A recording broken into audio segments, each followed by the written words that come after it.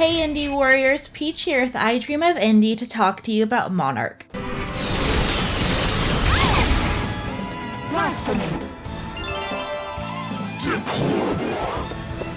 This is a game that is very similar to Persona with a few key differences. This is a very story-driven game, and I don't want to give too much away, but I will give you a little teaser for what's to come. As a new student at Shin Mikado Academy, you meet with the dean. She has you take a quiz that determines your ego. For me, my biggest part of my ego was my gluttony. For anyone who knows me, they won't be surprised by this. You then suddenly wake up with no memories. The people who find you are Nozomi, who's the student council president, Kakeru, the school doctor, and Chio, your little sister. There's a barrier surrounding the school preventing anyone from leaving. There's also mist that makes people go insane. While in the mist, you get a phone call, which is strange since no one has phone connection. The phone call leads you to another world where you are faced with demons and monsters. With no other way to defend yourself, you make a pact with a demon named Vanitas. You become the Pactbearer of Vanity. I don't want to give away too much about the villains, but the first one took over the student council. You and your team of misfits formed the true student council with Nozomi as president and you as the vice president. Your goal is to stop the other Pactbearers and therefore get out of the school. You do this by crushing their ideals. Each of them has 3 ideals represented by crystals. The 2 main types of gameplay are exploration and combat. Wait, no, I take it back, it's exploration, combat, and dialogue. About 99% of this game is dialogue.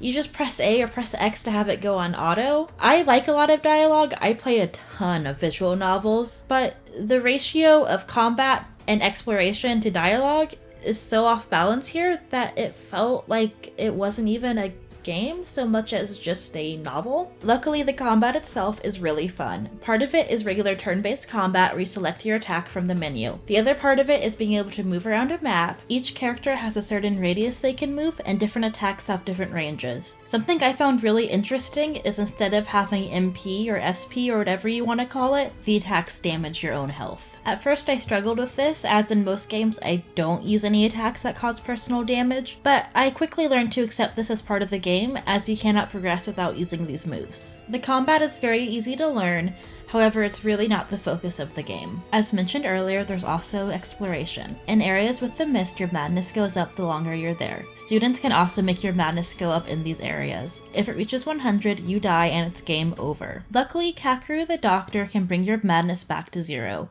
I really liked this mechanic as it forced me to be more thoughtful with my exploration. There is some light puzzle solving in the exploration, and that's pretty fun. A lot of it involves reading character backstories and finding hidden codes. Something that everyone should know, and something that might put you off from the game, is the leveling system. Instead of getting experience, you get spirit after each fight. Spirit can be used to craft materials from Vanitas, or it can be used to level up. When you go to your skill tree and either learn a new skill or level up an already existing one, you gain a level. Not all skills have different levels, but the ones that do go to level 5, with each level up including a level up for your character. The problem is you only get so much spirit per battle. The spirit is communal, which means when you level up one character, you're taking away potential level ups from the others. This does make the game both more streamlined and more complicated than others. You have to be so strategic with each level up in order to make sure all the characters are where you need them to be. You can initiate random combat at any times through answering your phone, but you usually don't want to do this.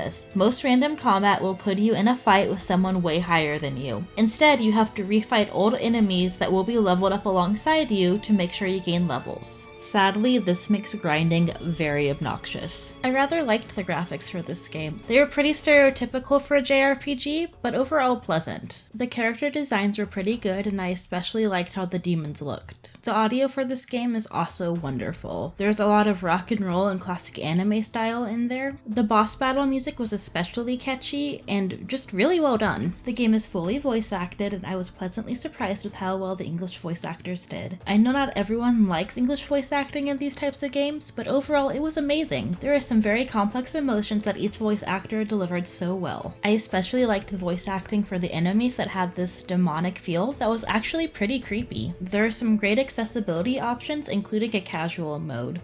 I ultimately switched to casual mode, but in the end I still had to grind. Without it, I was grinding in the beginning. Tough topics were handled so well. One of the Pactbearers became one because of the pain they were in and how they couldn't stand it. As someone who has a high pain disorder, this was so relatable and they handled it just beautifully, wonderfully even. And the dialogue is fun and the characters are great, but the game just isn't fully balanced. Great characters and interesting dialogue became dull. Grinding became a job versus a game. I think there's a lot of enjoyment to be had, and if you like JRPGs, please check this one out, but just know that it's a lot. If you don't mind grinding and enjoy darker topics being explored, then this is the game for you. Another failure. What a shame. The world truly is a cruel and irrational place.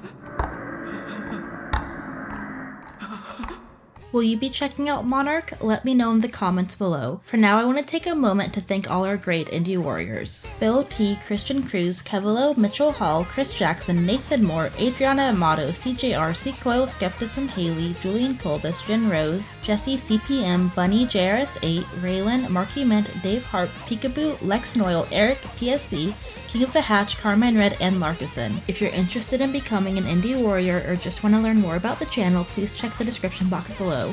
Thanks again for watching and have a great day!